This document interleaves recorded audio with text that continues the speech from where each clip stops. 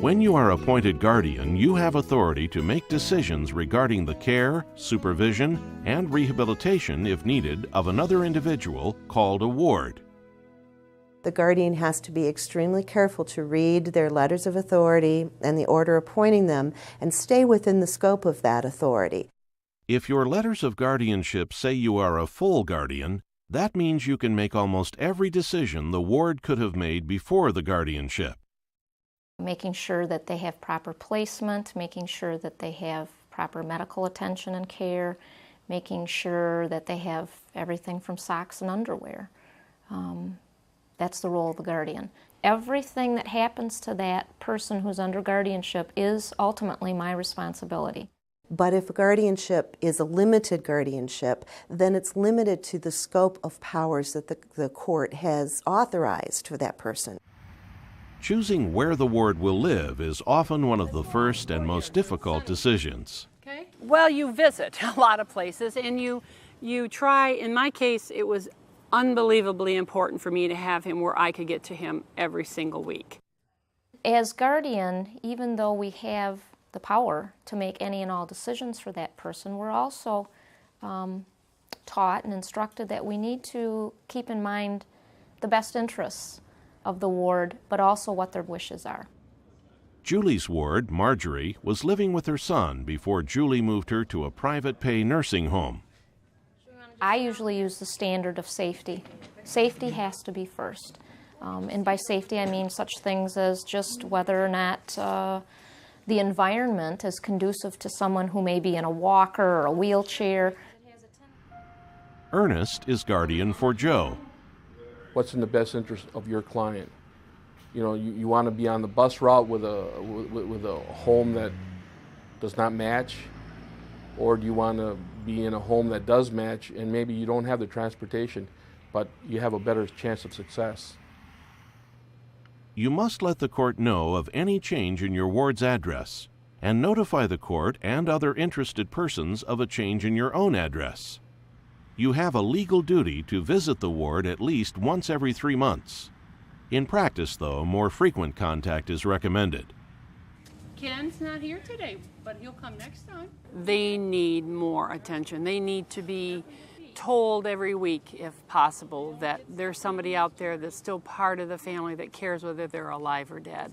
And it's going to make a difference in how quickly they deteriorate. You need to be visible at the nursing homes. You need to talk to the nurses. You need to talk to the aides, establish relationships with those people. You want the people that are working in those facilities to know you're going to be back, and it may be tomorrow, it may even be later this afternoon. As guardian, you should try to make those decisions that will require the least amount of change in the life of the ward. Dawn goes several times a week to the supported independent living residence of her brother, Bruce. She values his ability for self-determination. Again, I have to remember improving his life is what he wants his life to be, not what I want his life to be. So I have to accept the fact that he's only going to do what he wants to do, and my goal then in improving his life is improving his life to his own satisfaction, helping him meet his own goals, not my goals for him. If you know what your ward would prefer, so long as the preference does not jeopardize the ward's well-being, then that's the decision you should make, even if it might be different than what you would decide for yourself under the circumstances. With medical decisions, a second medical opinion may be helpful. Some of them aren't end of life, but they certainly are irreversible decisions that we make, amputations. Those are hard decisions to make for somebody else. They'd be hard decisions to make for myself. If legal documents are in effect that give someone else the right and duty to make medical decisions for your ward, that person must make the decision, not you. As guardian, you are responsible for coordinating the ward's care and supervision. In my brother's case, he has a case manager, he has chore providers, he has the dialysis staff, he has a counselor that he sees. He has other medical doctors, and yesterday we went to a psychiatrist to take a look if there's a medication that might help him organize his thoughts better. All of those people need to be coordinated. It's not a given that they communicate with each other so they know what's going on. I think working and keeping the care coordinated is a very big responsibility of a guardian. Each year, you must fill out a report on your ward's condition, file the report with the court, and send copies to other interested persons. In other words, what has been going on this past year, whether he's been hospitalized, whether he's going to see a doctor, whether he's seeing a social worker, whether he's receiving counseling, things like that. Be organized, keep notes. I carry around a little black book, and every time I go to visit a ward, I document right in that book who I talked to, what we talked about, any concerns that somebody at the facility might have had, or any concerns that the ward brings up. Keeping records is probably the most important thing in this job. You must take reasonable steps to restore the individual to the best possible state of mental and physical well-being. Bruce's medical is not the only thing improved. He had a goal of completing his high school diploma. He did that within the first year with my help. 16 years ago, Jackie's son Brett was seriously injured in an auto accident. 2 years into the accident, we did something called a coma stimulation program for him, where it dealt with his taste and his hearing and visual type of things that stimulated him to get his brain to work, and communicates by blinking for yes and kicking for no, or if he's hurt, he'll go, or he'll cough if you're in his view of watching TV.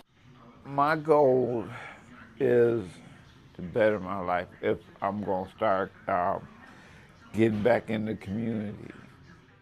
Success is very, very difficult to identify, but basically what it involves is to the point where the individual becomes his own person and he's ready to be on his own. That's success. You are not expected to use your own money for the ward's care. If no conservator has been appointed, you may apply as representative payee to receive any government benefits due your ward and use them to pay for the ward's support, care, and education.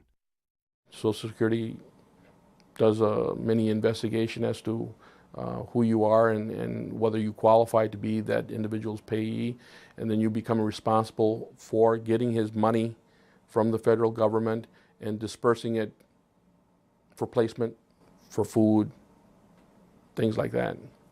And you have to be held accountable for it. Every year we file a report with Social Security saying what happened with his money.